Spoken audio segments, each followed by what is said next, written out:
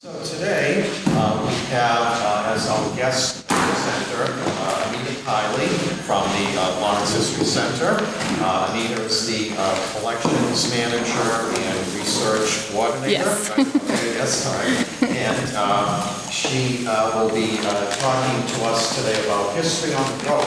Yep. So I can tell right now, before even saying anything yet, that this is going to be a very exciting, interesting exhibit here. I see that Amita brought some of the goodies with her, all the goodies. Yeah, a little bit of everything. So we appreciate her coming today. Amita has presented for us before, and we're happy to have her back here today. So Amita, I will let you take it from here. Thank you, Rich. Thank you for having me. Hi, everyone. I'm Amita Kiley from the Lawrence History Center, and just as Rich said, I'm taking history on the road today. So today I'm going to talk about the Lawrence History Center and our mission, and I also brought some items from the collection that we can look at toward the end of the session after everyone's finished eating lunch. So I handed out a flyer, a brochure for the Lawrence History Center in case you're unfamiliar with us or where we are. We're on 6 Essex Street in the old Essex Company headquarters in Lawrence. Our organization was founded in 1978 by a German immigrant named Eartha Dengler, who had survived World War II in Germany and desperately wanted to leave Germany and come to the United States. And she was finally able to do so in 1951. And so she came to the United States. She settled in Andover, Massachusetts, but she volunteered at the YWCA in Lawrence in the late 1970s. And she just fell in love with the city, with the immigrant history that we have, with the role women played in our history. And she just really, everything about Lawrence was what she really loved and what she was really interested in. And so around that time, the YWCA was about 80 years old at that point. And they had their original founding records and all the records that they built up over the last 80 years. And they didn't need them anymore for their everyday use, but they knew they couldn't just throw them away or just put them in storage somewhere. They knew how important they were and that they should be preserved. But there wasn't really a place in Lawrence that could welcome material like this and could preserve old records and other important material. And so that really got Eartha thinking what else was at risk of being lost forever, because there was no place to pass these documents on to. And so it got her really focused on starting an archive, and so she started the Immigrant City Archives, which was our founding name, in 1978 with the first collection of the YWCA's records. And so she still volunteered at the Y, and they gave her a little space. It was described to me as like a closet, a very small space to store those YWCA records in, and she took ownership of them. And that was the first collection that we have that was given to us, and we have them, of course, still at the Lawrence History Center. And from there, Eartha just started. She founded the organization officially, Immigrant City Archives, and she and other like-minded individuals just started going out into the community and seeing what else was out there, what else was at risk of being lost, spreading the word that now there was a safe archive to donate these materials to. So if you had old pictures, say, in your family, and you were the last of your generation and no one wanted the photos, don't worry, you don't have to throw them away. You could give them to the Immigrant City Archives. And so Eartha started collecting, and she did so by going to neighborhood associations, going to church groups, to individuals, to families, to social clubs. She was not a shy woman. She really knew what she wanted to do and put all her efforts into making sure that she could do that. And so she just started collecting material, and soon outgrew the little storage space that she had at the YWCA. So from there, she moved into the Immigrant City Archives, moved into the South Lawrence Library, and we were in one room at the South Lawrence Library. And again, Eartha kept collecting. Word was spreading that you can donate these items to Immigrant City Archives, and so people were doing so, and the organization was growing. More volunteers were joining Eartha, and people were just learning more and starting to think differently about Lawrence history, because Lawrence was in a rough time in the 70s and 80s. It was a rough time for Lawrence. People might not have been thinking, oh, we should preserve this history, but I say every day just how thankful I am for Eartha and the foresight of these early volunteers and Eartha and volunteers to know how important this material was, because otherwise I can't even think about what would have been lost. And so from the YWCA, again, the collection was growing, and the thought in that era of the Immigrant City Archives was we should be capturing these stories of people who are getting older but have lived through incredible Lawrence moments like the strike of 1912 or just different events like the flood of 1936, different kind of events, or just people in general who grew up in Lawrence. So Eartha started an oral history program, and an oral history is when someone tells their story or the story of another person or of an event while they're still living. So you get their voice captured on record, and you get a first-hand experience of whatever they're talking about. So Eartha began to interview people and to capture their oral histories, Eartha and other volunteers. And again, this collection kept growing and growing, and by the early 90s, we were really looking for a new home because we had so much material and the potential to keep collecting was there.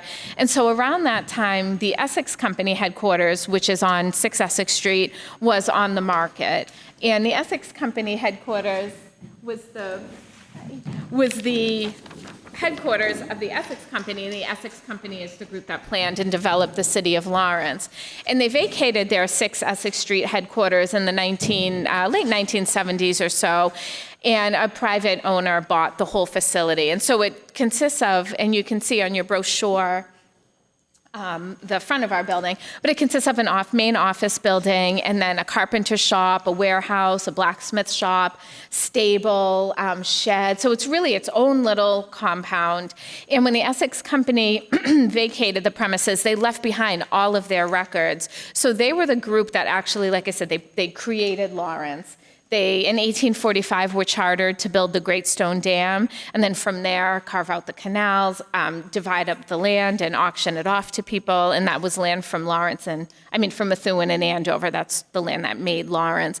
So the Essex Company's records from 1845 on were housed in that headquarters. The tools they used to work on the canals and work on the dam and any other activity that they had were housed in their headquarters. Pictures and glass plate negatives and maps were all housed in their headquarters, in addition to their original founding documents and original deeds and original engineering blueprints. So all of that material was still there, and the person who owned the Essex Company after they did, thankfully, left everything there as well. They didn't clean it out or give it to an antique dealer to sell or throw it away. Everything just kind of sat there. So when that facility came on the market, Eartha thought we should buy this. This would be a wonderful home for the Lawrence history, for Immigrant City Archives back then.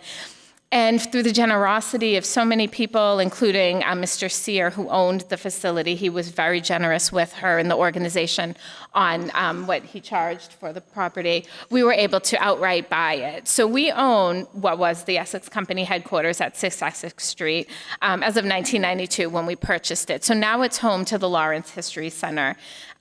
We moved in there, still as Immigrant City Archives in 1992, moved all our collection that Eartha had been gathering since 1978 into that building, and we even acquired new material with the move because we then acquired all of the Essex Company's original documents and photos and tools and just all the original material that was used in creating Lawrence. So it's a wonderful home for us. And so we've been there since 1992, but again, our organization has been an organization since 1978.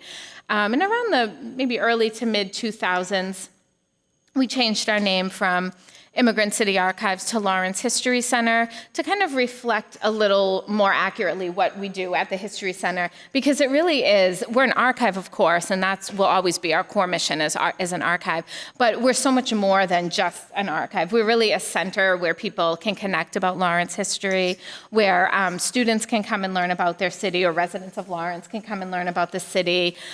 We host programming, such as a summer writing program for middle school students. We host symposia every few years on different topics. So we've hosted one on labor, on urban renewal, post-World War II immigration, public health, public safety was our the one we did in 2020. So we're very active. It's not just an archive where someone just sits and looks at material. You can come to the History Center and not even look at anything, but you'll still have a historical experience. And so our organization is a private organization. We're not city or state funded. Nor do we have an endowment. We're private, and so we raise all our own money through, mostly through grant writing. Our director, Susan Grabsky, writes for grants, and she's always raising money in order to fund the History Center. We also encourage people to join as members to the History Center, and that's how they access the archives. And I think most people around this table are members already. But that's another way of bringing in funding. We have a small gift shop similar to the one the park has downstairs, where we sell copies of photos or books. But we're really used by all kinds of researchers as well. So we're used by people in the community who want to learn about maybe what their house used to be, or how old their house is, or they want to learn about the history of a building, or people doing genealogy where they want to know about the history of their family in Lawrence. And we're used by people who have no personal connection to Lawrence as well. So people like authors who are writing books, or researchers or professors that come from all over the country to do research at the History Center. So that's primarily what we do. We collect, preserve, share, and animate the history and heritage of Lawrence. And the material that we collect, like I said, is all donated to us. We don't purchase material, but we're lucky that things continue to come in sometimes on a weekly basis, but definitely on a monthly basis, things are donated to us. And then what my role is as collections manager is I assess what has been offered to us, and then our collections committee votes on if it fits within our mission, if we should keep it for the collection, and then we propose it to the board, and then the board gives the final say. And then once we've accepted an item, it gets incorporated into the archive. So it gets a special number on it that's tied to the donor, and then it gets put away in whatever box it should go in. Some of the items we don't let researchers use the originals of, such as photographs, but everything else, pretty much, the researcher uses the original when they're doing research. But some things that they can't use the original of, we make sure we copy it ahead of time so they have a copy available. We get researchers from all over the world, from everywhere, that want to learn about Lawrence history. A few really cool experiences just in the last couple of years was a student in Baghdad, Iraq, emailed, and she was writing a paper on the strike of 1912 and wanted to know, she just had some questions about that. And it was just incredible to think someone in Iraq is thinking about Lawrence and typing you an email from over there. And she just reached back out, actually, to see if we would want a copy of it. Of course we would, but also a copy in Arabic, so in her language. So that'll be really neat. And we have, so the strike is a topic the strike of 1912, that we always get a lot of requests for. But then people looking up information on their family. So last Christmas, a man in Argentina emailed, and he wanted to know if we had material on the Millman family, which was a pretty prominent family in Lawrence. And it turned out they were we did have pictures of them, and they were also featured in one of the books, the Images of Lawrence books, volumes 1 and 2. I forget which volume, but he had never seen those pictures, and so we were able to scan the pictures and send it to him, and take a picture of the book and send it to him. And again, he was in Argentina. So it's just so amazing to think how far Lawrence history stretches. And because when you think about all these ethnic groups came here from all over the world, and they either stayed here and built their life here, or maybe they stayed here for a little bit but then branched out, and the people that branched out are now all over the world. But when they're doing research and genealogy, they see how there's that little tie to Lawrence. One really special way that we're able to help researchers is with our oral history collection. So I talked about the foresight that Eartha had and other volunteers had to collect these interviews with people. And one, not a struggle really, but a lot of times the person would say, well, why do you want to interview me? They would say, they thought, I didn't do anything special. But that is kind of precisely why we wanted their story, because we wanted to know just the life of an everyday Laurentian or someone who worked in the mills. We didn't necessarily only want to have stories of the founders and the mill owners. We wanted the story of the community of Lawrence, because that's the fabric of the city, that's the heart and soul of the city, are the people who lived here and worked here all that time. So we would get their interviews, and I think a lot of times they wouldn't necessarily go home and tell their family, oh, I was interviewed today. So we would just have their interview, and that would be that. But we're finding now, because our website is searchable through Google, people will Google their relative's name and find we have an oral history from them.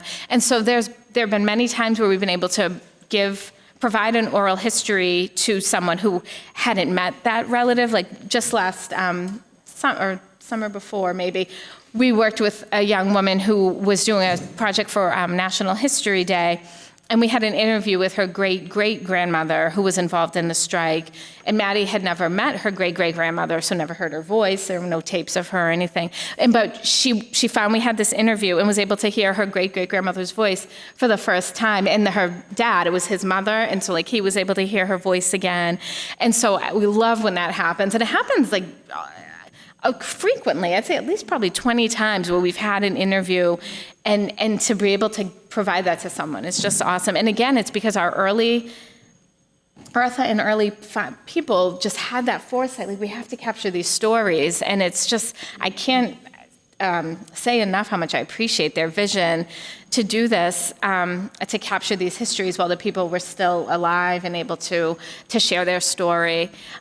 So that's a little bit about our oral history collection. We also have, we have the Essex Company collection. So we have all of those records that were in the building when we bought the building. So those are all ours now. And we have finding aids available on our website where you can get a nice overview of what are in these collections. Other collections we have are mayoral collections. We have John Buckley, Mayor Daniel P. Kiley, and Mayor Lefebvre. We have their collection, so that offers a nice span of years of coverage in Lawrence. And then we have just different smaller collections, some church records, not Catholic church records, those are at the Archdiocese archives for the most part, but we have some Presbyterian and congregational churches. Then we have material on just all the different ethnic groups that came to Lawrence, material on the schools, on sports. We have an urban renewal collection, which is very large, and it documents urban renewal in Lawrence and the properties that were torn down when that happened, and all the paperwork behind each property, like how much did the person get for their house. There's even surveys of of the people who were relocated, and they asked the person, how do you like your new place? And most often they didn't. And so it's really a very in-depth collection, the Urban Renewal Collection. Then we have scrapbooks and textiles. We just have so much wonderful material that people have been so generous to give to us, and so trusting of us to take care of, and we're so grateful for that because we wouldn't exist otherwise. And I know people around the table here come and have done research, or like Diane was a volunteer when I started at the archives. I grew up in Lawrence, and I had always had wonderful social studies teachers and history teachers, and I thought that I wanted to be a teacher as well. And I went to Northeastern where they have the co-op program, and I commuted. I lived at home in Lawrence while I went to Northeastern.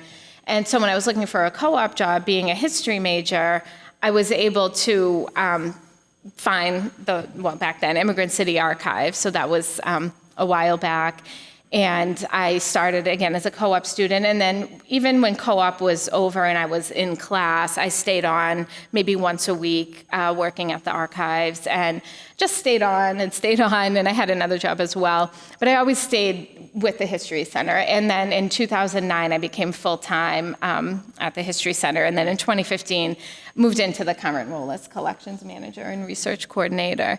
And I think because I grew up in Lawrence and have such a love for the city and a closeness for it, it's even better. Like I love this even more because it's my city, and I feel a duty to preserve everything that we have, and to make it available to other people, and to just continue the process, because I see the excitement about the city's history and about the city now, and looking at the changes from, an industrial city and then to a peak woolen capital of the world, and then the mills left, and you see a little slide, but the city is just going up, and it's just so cool to be able to see that and look at pictures from all the different eras in Lawrence history. And so today had to limit myself because I could have brought boxes and boxes, but I brought some different items that are from the collection. So these have all been donated to us by different people over the years, and they all represent a different part of the History Center's collection. So when someone wants to do research at the History Center, they usually email us ahead of time or call or reach out in some way and tell us what they're interested in learning about, and then we'll go through the archive and prepare material for them to look at.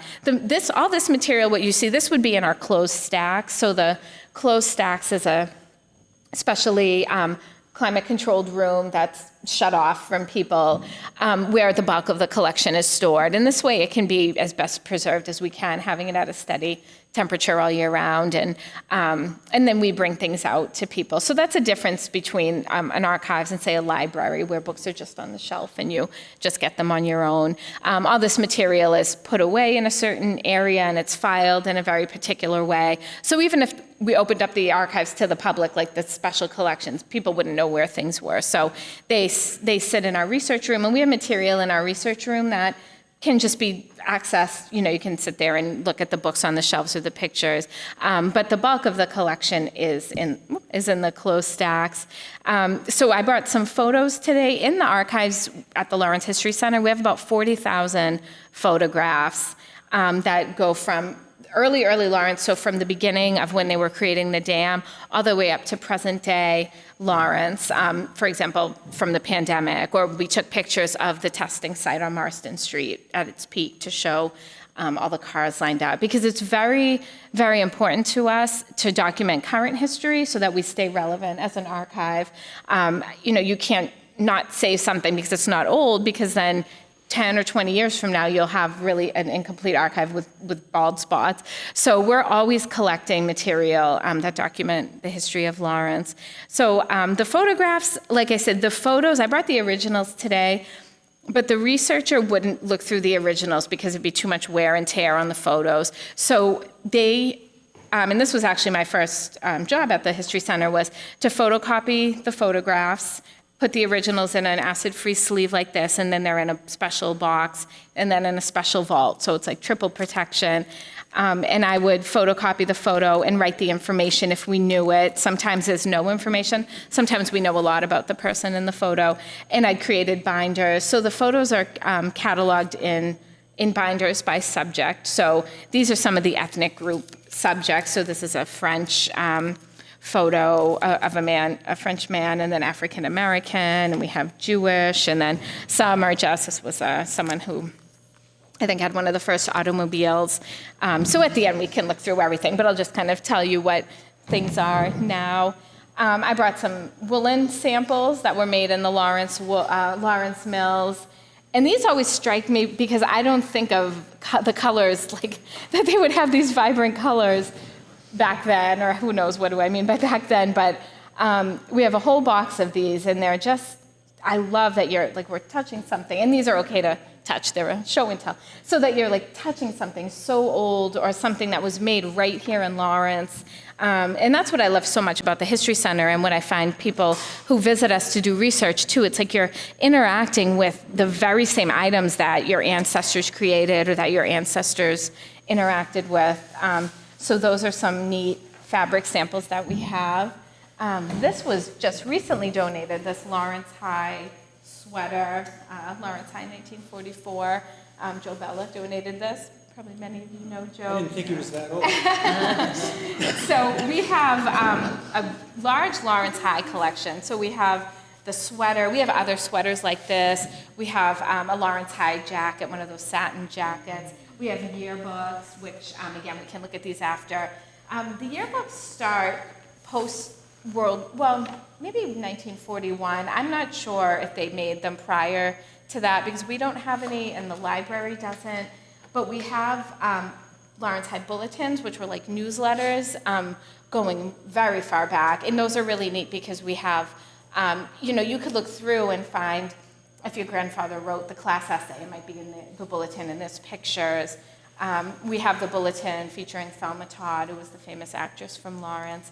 But we have quite a few yearbooks. And one neat thing about the yearbooks is especially when kids now come and look at them, just to see the change in demographics of the city. So like 1956, and then you look in 1989 and you start to see the shift in population with Latinos coming to the city. And we have even later yearbooks as well from the 90s and then the 2000s.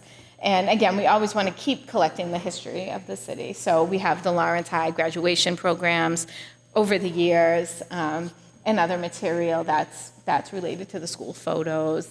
And then we have a large business collection, and one of the greater items we have is a Cedar Crest menu, and we all know and loved Cedar Crest. And so things like this, someone might say, like when I say how much I admire our ancestors who founded the organization, someone else might think, oh, why would you say that? Or oh, don't say that. No one, but someone thought, oh, the archives might want this, and they were generous enough and took the time to call us or mail this to us or say, oh, I have an old Cedar Crest menu, do you want that? Because that's what helps us so much with research, is not really these big flashy items that you might think, but things like this, like what kind of food were they serving there? How much was it? So things that people might otherwise throw away, thankfully we have boxes and boxes filled with those kind of items. Then we also have objects in the collection, and so this was donated only in 2015, and this was the front door of the Palace Theater. And the Palace Theater was one of the movie theaters in Lawrence. And we have, I didn't bring the other handle, but the other handle was from the women's restroom of the Palace. And it was similar to this, but not as heavy. It was a little lighter.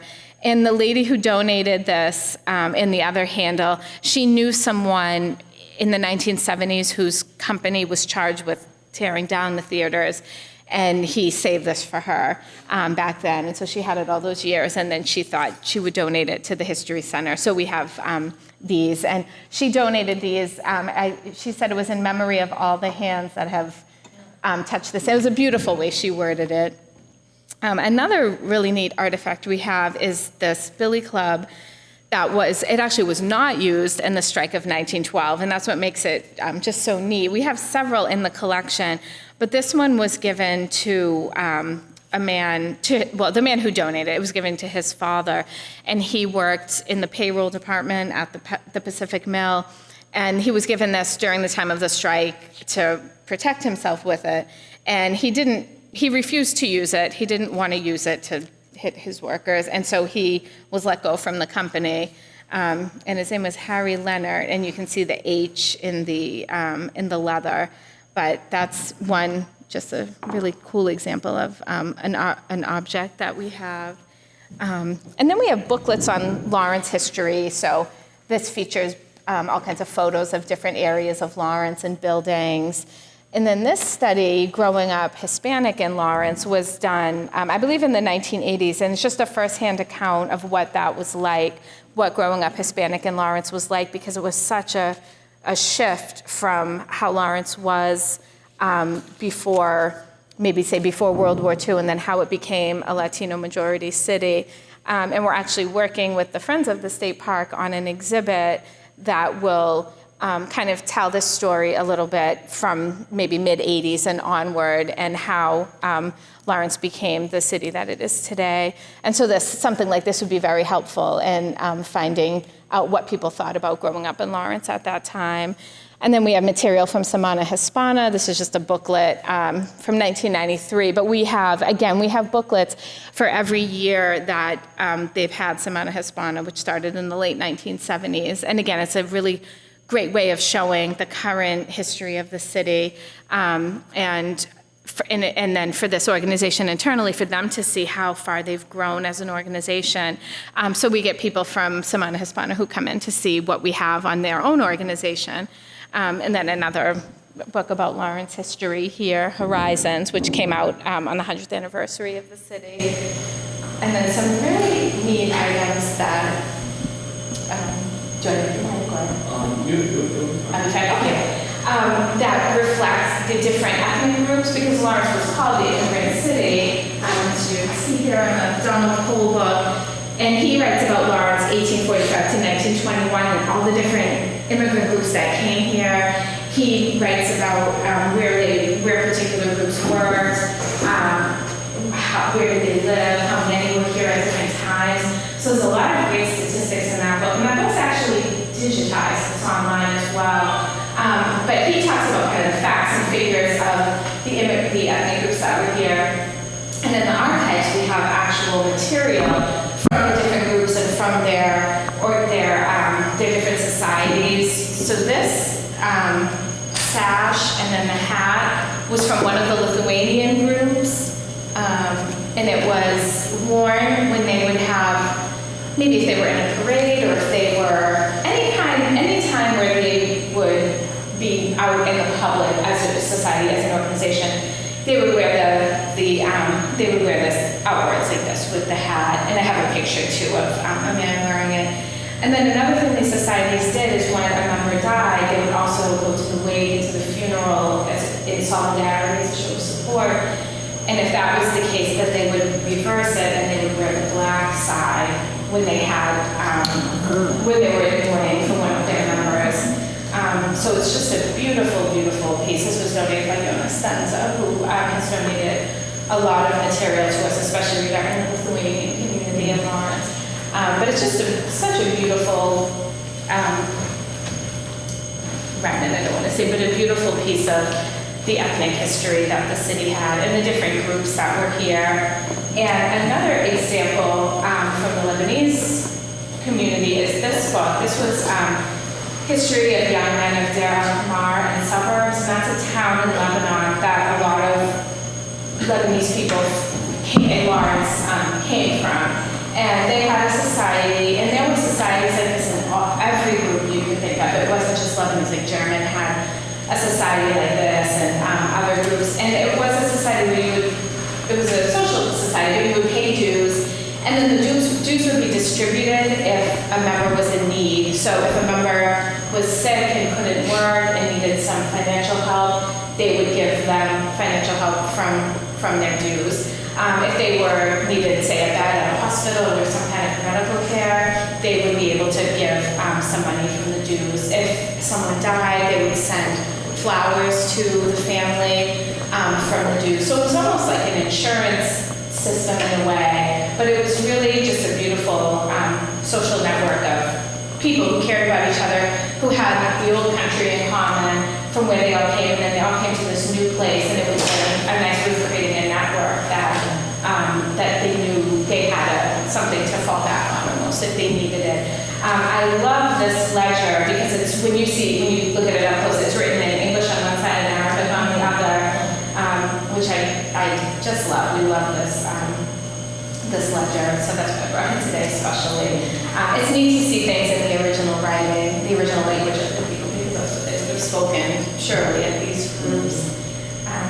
And then this beautiful hat is from a woman named June, and actually she donated about maybe a dozen hats that were worn by her mother, and her mother grew up in Lawrence, and there are some on display in Rich's exhibit, and her mother wore these at her wedding, and her daughter's wedding, or bridal shower, and she also gave us hat boxes that they came in, and this hat I brought because it has the tag of Helen B. Shaheen, hats by Helen B. Shaheen, and she was a hat maker in Lawrence, expressly for Mrs. Margaret Pellegrino, and so the tag is still there, and the hats in Rich's exhibit, I believe, have the tag of what store they were sold in, or whom they were made for, and again, something like this, I'm so glad she reached out, because someone might think, why would they want my hat or something, but it tells you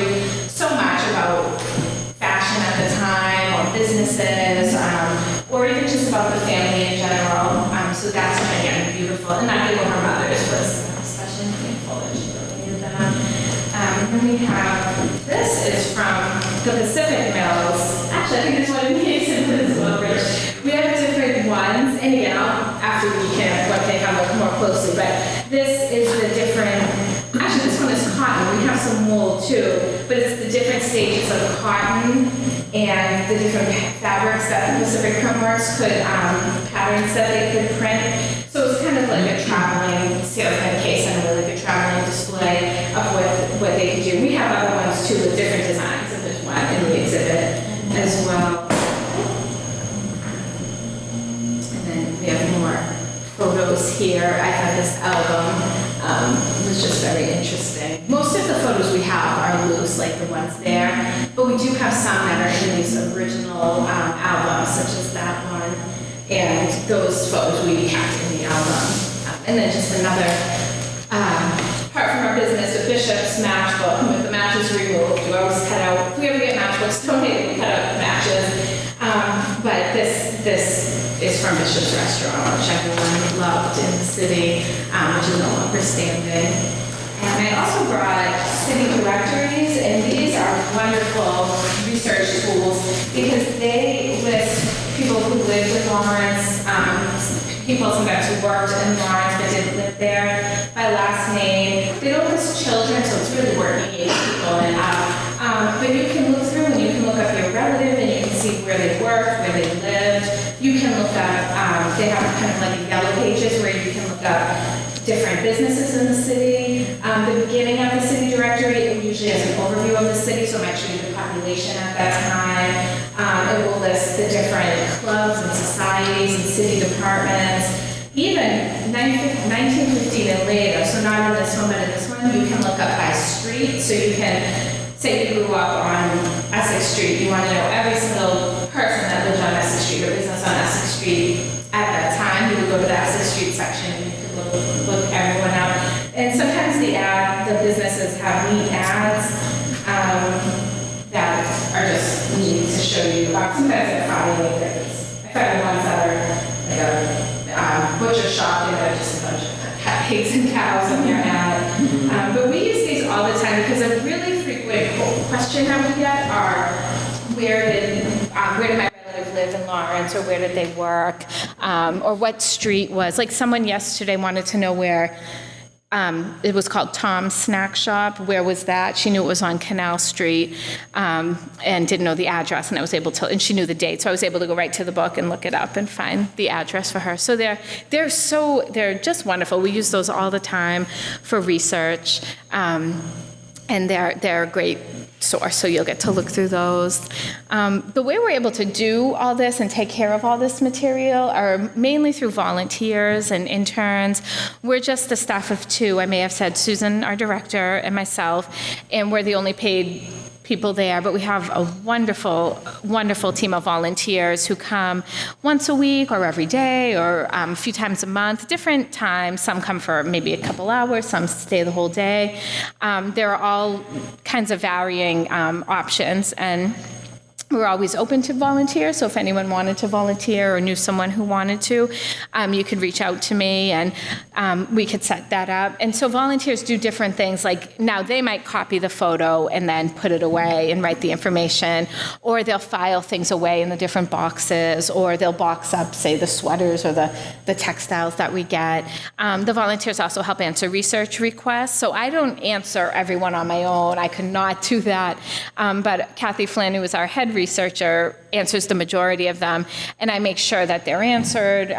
Sometimes if there's something we don't know, I often pull in Jim for help on a request, and that's one of the other things that I just love about the History Center and about Lawrence in general, is that there's always someone willing to help, and there's always someone who is willing to share their knowledge, and if we don't know something, it's not the end of the world, because there's always someone else to ask, or at least point someone in the other in their direction.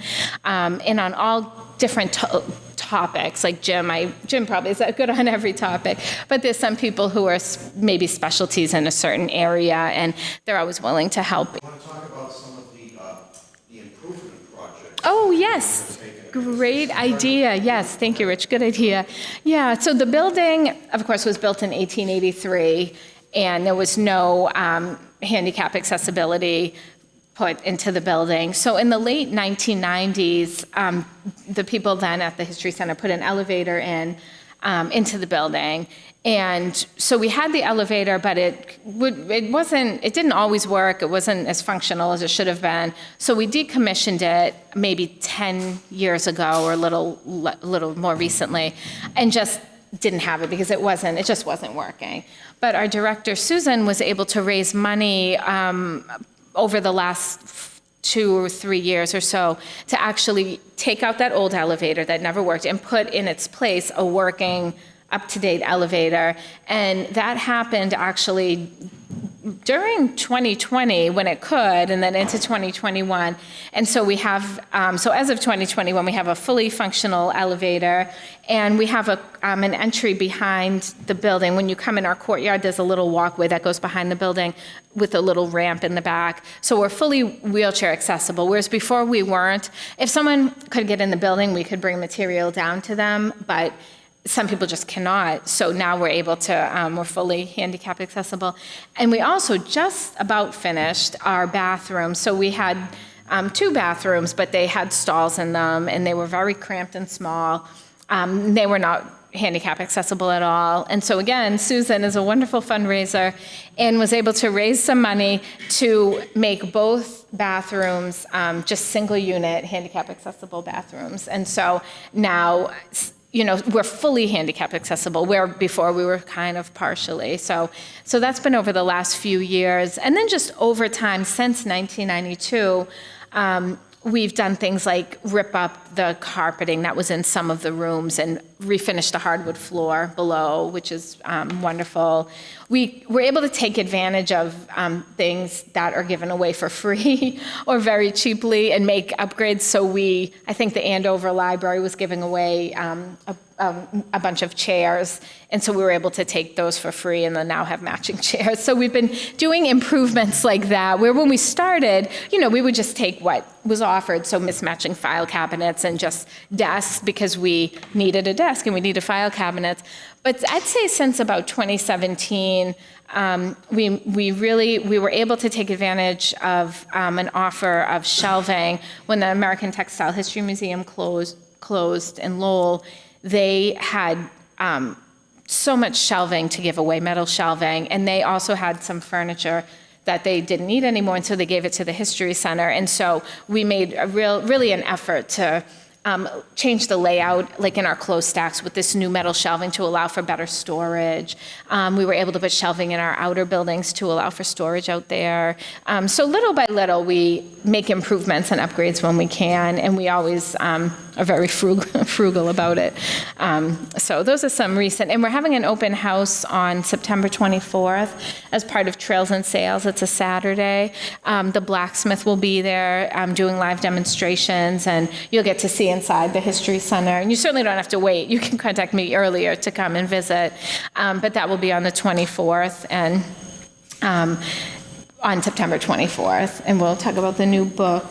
I was going to say, that's a special date, an anniversary of something? Yeah, it's not, I don't think it's the exact date, but 1992, October, I think it was October, November of 92 was when we bought the facility and made our way inside. And so it's been officially 30 years that we've had the property. We have a video of when in November of 92, I think Phil Downey, whom some of you might know that name, went through the archives with a video camera and just filmed what we were walking into, so it'll be really neat to see. And then we have a video also of the the ribbon cutting in May of 93, I believe, when we officially maybe opened up to the public, and there was all kinds of dancing events in the courtyard with different groups, and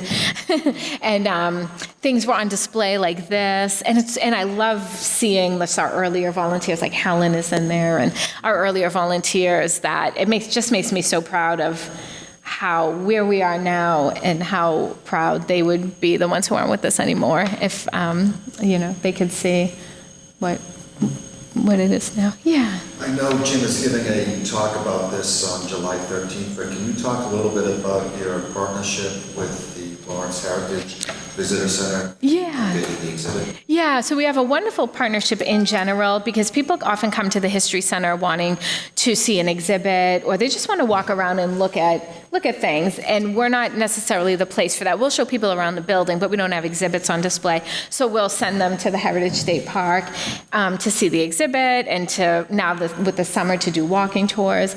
And it's great too because at the History Center, we're not a very large facility, so we can't accommodate big groups, big school groups, but the state park can. So we have a nice relationship just in that way.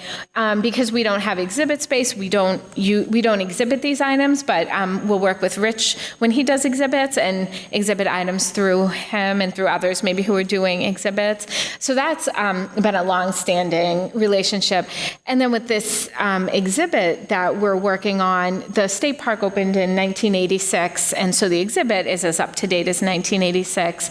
And we were wanting to add, at least this will be a temporary addition, what happened in Lawrence since 1986, especially with the new Latino immigration. So the Friends were able to get a wonderful grant to facilitate this. So we've been so the History Center's been working with the Friends, having meetings with the community and providing surveys to the community just with questions like, what does Lawrence mean to you? What would you like to see in this exhibit? Just getting community input because we want the exhibit to reflect the current community. And so this summer, we have a call out for different not partners, I forget advisors, community advisors. So people who will sort of get into the nitty-gritty of actually developing the exhibit. And so this is Growing Up Hispanic book. We have probably 7 boxes nearly of just material that chronicles Latino immigration to the city and the city as a Latino majority. And so there's so much information that can be used when creating this exhibit. So we think the advisors will help with kind of, I guess, picking out what's important, Narrowing it down. Narrowing it down. We could make, oh my gosh, the whole visitor center just on that topic. And so we hope to have the ribbon cutting, I think, in December, at the end of the year, December, January, or be finished in the gallery. Yep. And then maybe eventually the park, the DCR as a whole might say, oh, we really should invest some more money into updating the exhibit or updating the end of it at least. So this is at least a start. And these panels that we're creating will be, they can be easily transported for travel. So say we wanted to put this exhibit at the library as well or somewhere else, that would be possible. So, yeah. If I might add a few things to answering Britt's question about the relationship between the History Center and the park, it should be noted that in the days when the park was being created in the early 80s, as a result of state legislation which created the Heritage Park program, both for here but for 9 other of Massachusetts' older industrial cities, there was a group of citizens in Lawrence here who were consulting and advising and planning the creation of the park, and one of those people was Eartha Dangler, the founder of the Lawrence History Center. So the partnership goes back that far, and Eartha had a lot to say about what this place would and should be like. But the History Center got a certain amount of payback from the park. For example, when the History Center moved out of the South Lawrence Branch Library and moved into the newly acquired former Essex Company headquarters on Essex Street, a lot of the labor of moving all those boxes of stuff from there to here was by the park staff. And that continues today, I should add. And to some extent, we've continued to do that. I mean, we helped bring desks over from the Andover Library some years ago. Those were beasts. Yeah, I know. And on and on, not least including the exhibit update project, which multiple people from the History Center are working on, and Susan's put an incredible amount of time So, yeah, it's a great relationship. Yeah, There's a couple it is. items I wanted to comment on, by Sure. the way, a couple of the wonderful items you brought. Just kind of a note of trivia regarding Donald Cole's book, Immigrant City, which was pretty much the first published history of Lawrence, which came out ballpark 1960, early 60s. And if you don't know, he was for many years an instructor at Phillips Academy. But this book was basically his PhD project at the University of North Carolina. We've all heard many times, I'm sure, Lawrence referred to as the immigrant city, right? Well, to my knowledge, you won't find that phrase prior to that book. I think the title of that book gave us that phrase. I'm not positive. It's one of those curious little items that may never be proven one way or another, but I get a feeling that's where it came from. There's one other item, and I got to stand up for this, because you brought one of my favorites. Oh, good. And you glossed over it, but I'm going to dive in. And of Wonder course, which we're one it talking could be. about the 1953 program titled Horizons, Oh, yeah. from the 50th anniversary, the 100th anniversary of the city's incorporation. Now, the development began in 1845, it became a town in 47, it became a city in 1853, so this is the 100th anniversary of that. And they had, among other wonderful programs, like the Centennial Queens and the Court of Honor, they had a series of kind of tableaus of the history of Lawrence, and see if I can find it relatively quickly. Episode blah, blah, blah, it's around here somewhere. And you probably know where I'm going with this, because there's no part of Lawrence history that I am more interested in than the Bread and Roses strike.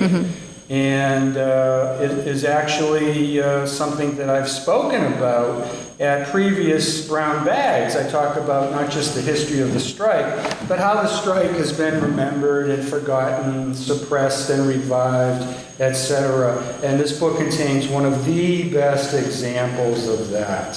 So, if I can find... My God, I've been through the whole damn thing. All right, finally. The Roaring Twenties. So, a series of kind of tableaus of Lawrence history that are described here, and in the one, episode 12, about the 1912, the events in Lawrence of 1912, which of course includes both the Bread and Roses strike and the God and Country Parade, which was part of a campaign to demonize the Union and drive it out of Lawrence, and to redefine the strike as a shameful episode. Here is what it says. Episode 12, Champion of Americanism. In 1912, a great red blot spread across the escutcheon of Lawrence. That, of course, is a strike. Newsboys across the nation cried the city's plight. Lawrence, Mass, in the grip of socialism. From a city rocking in violence, riot, and revolt, and now under military rule, rose the champion of labor and the savior of our city's name and face in the eyes of the nation, the Reverend James T. O'Reilly, who led the call to arms of Americanism and his followers in his city in a never-to-be-forgotten protest against socialism. That, of course, being the God and Country Parade. So, this is 40 years after the strike, and they're celebrating God and Country, and the strike is still being demonized. And that would go on for another 25 years. Didn't really turn around until mid to late 70s. And this is my other favorite, because it's just gorgeous.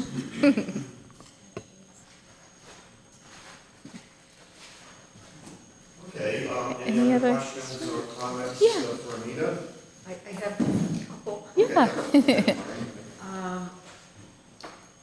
So if I called in, wanted a request, and it's volunteers, how much notice should I give? Maybe Say I'm a- thinking of something today. Yeah, I should prepare that item or whatever wouldn't be ready until, maybe a few days. It really depends. sometimes we have these busy stretches, and it just so happens that we won't be available. We try to get someone in as soon as they can, so we don't. So, yeah, it really depends, but maybe a few days. If there was something, do you have something in mind today that you want, or just in general? Yeah, well, some things too, like say someone wanted to learn about the strike of 1912, we have just boxes of material that we could bring out to the person and they look through. It's really the objects that are, like this kind of material, so that's how the material is stored. We have the collections like I talked about, but we also have what we call subject boxes that are filled with information on that particular subject. And those don't take a lot of notice because it's just I could bring it out right to you. But probably a few days, I would say. But sometimes I'd say, oh yeah, you can come in today if there's nothing going on, or so it's not so much that we'd have to take time pulling the material. It's more that if we had other researchers coming in or had a school group coming in, it's more that everything's stored on site. We don't have any off-site storage. The only material that really does require prior notice always are the Essex Company papers, because they're just physically so large in size and the collection's so vast. Sometimes it takes a while to. This information that they're perusing right Yep. now can be found on Ancestry. I believe so, yeah. But how did they get it? Did they contact you? They didn't get it. Fantastic. I don't have to get in touch with you because it's right there. Right, yeah. I don't know how Ancestry got them, where they got them from. It wasn't from the History Center. So I'm not sure we've never worked with Ancestry.com in any way. But yeah, I don't know. So I don't know where they got them from, but it wasn't from us. And we were talking about the yearbooks. Oh, yeah.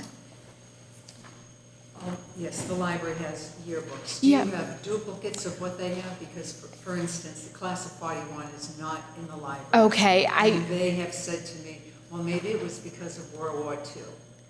I know the other years are there, but 41. Right, yeah, and we don't have it either. We worked with Louise before she retired. Louise Sandberg was the archivist at the library, on filling in the gaps for yearbooks she doesn't have, because she sent her yearbooks to get scanned at the Boston Public Library, and they're on the Digital Commonwealth website. And so there were only about 5 that she did not have that we had.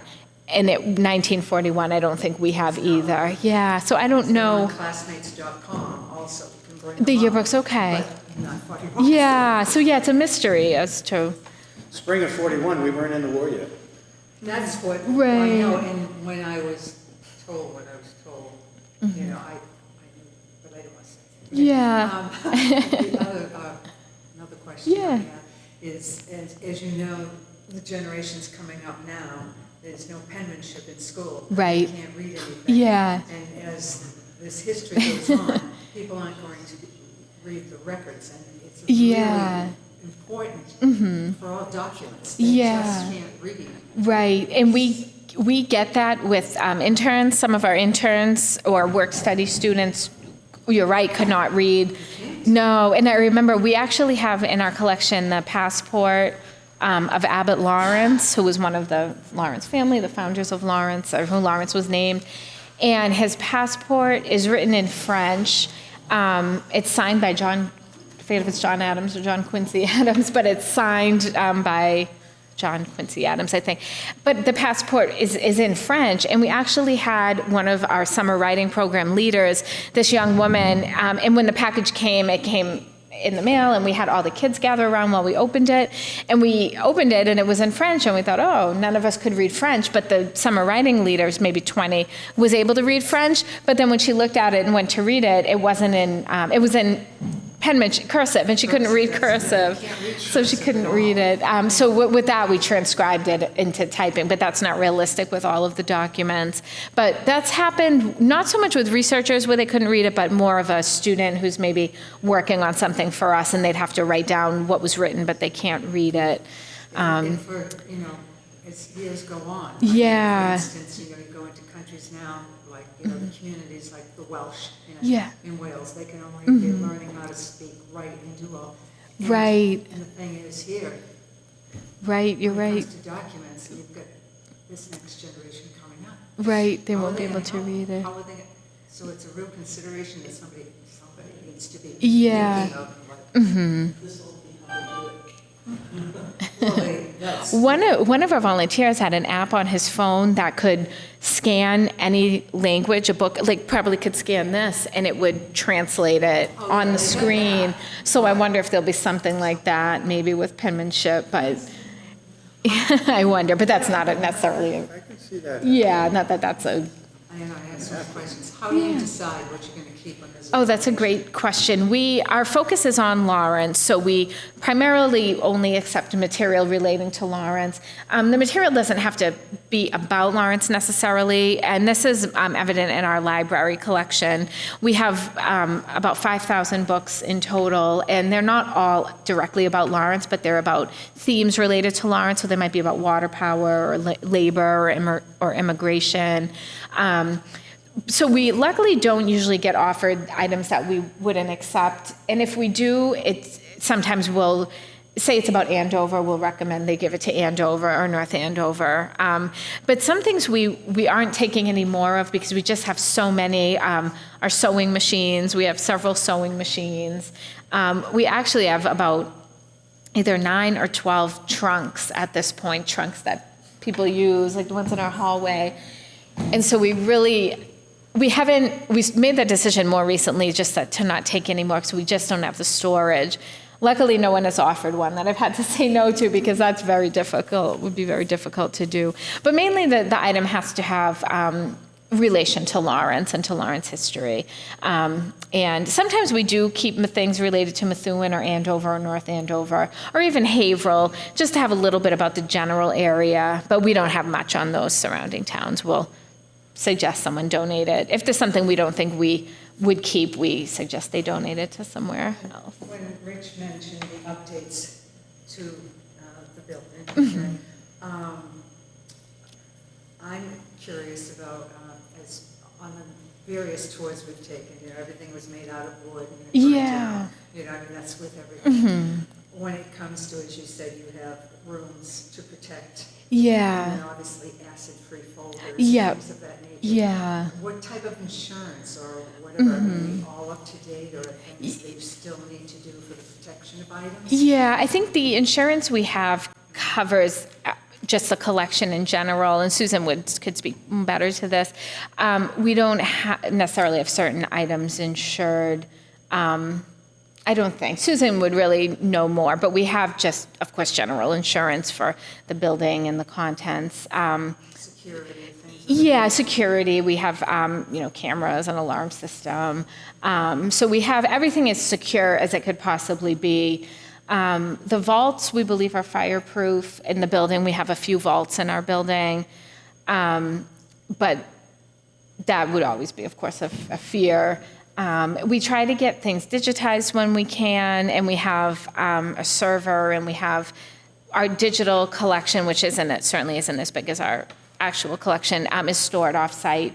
A copy of the digital collection is stored off-site. So we have those things. But fire would be probably the biggest concern if there was ever something, because we take all the precautions that we can. Are you approached by collectors who say they'll give you so much money to the center if they could buy things? We're not actually. Yeah, we've never. Yeah, no, that's a good question. We've You might never. have so much of one. Now. Right. That's from Sutherland. Yeah, and we've never been, we don't sell any items, and we've actually never been, not approached for the collection, but sometimes people approach us wanting. It's me. Sometimes people approach us, this hasn't happened in a while, but there were times wanting to rent space in one of the buildings. Someone just said, oh, do you ever rent out space? Which we don't, not rent for permanent. It's all our space. We would let someone have a meeting there if they needed, but not to live or work or have a studio or anything. So yeah, people don't. It is funny, actually. One time a researcher, and it was with these, I don't know if it was this year, but we have several copies of these, and I remember a researcher asked if she could have one because we had 3 of them, and I said no, she couldn't. We keep, and so things like this, like the Horizons book, we have probably 20 or 25 copies, like a box of them. But we still take, there's some items we always will still take because there's only a limited amount out there. It's not like they're being reprinted or reproduced. So this item, this book, these kind of things. And it was from the box of extras that I grabbed these two to bring over. So there's some things we keep so they're more, like in this one as well, there, and then the Birth of Lawrence booklet are more for, we have the ones that are in the closed stack, so those are stored away. And then we have ones that are more working documents, like the city directories. We have sets of those, duplicate sets of those. So we have the one set we always use, and we have a set in the archives, and then another set. So we have extras of things that, but not to, even if someone asked to buy, we would say no. But yeah, that doesn't come up, hasn't really come up, except the person wanting me to give her an extra book. We had. Oh, that's okay. I love to talk about the History Center. So, and anyone can always email or call anytime. We have a Facebook page and that you can like if you want, an Instagram page as well. And we post usually on Facebook about the upcoming events that are happening. And so the next event really will be the annual meeting on September 24th. That's open to the public. Yeah. All right. So. Yeah. Okay, well, thank you very much. Oh, you're welcome. You're welcome. You're welcome.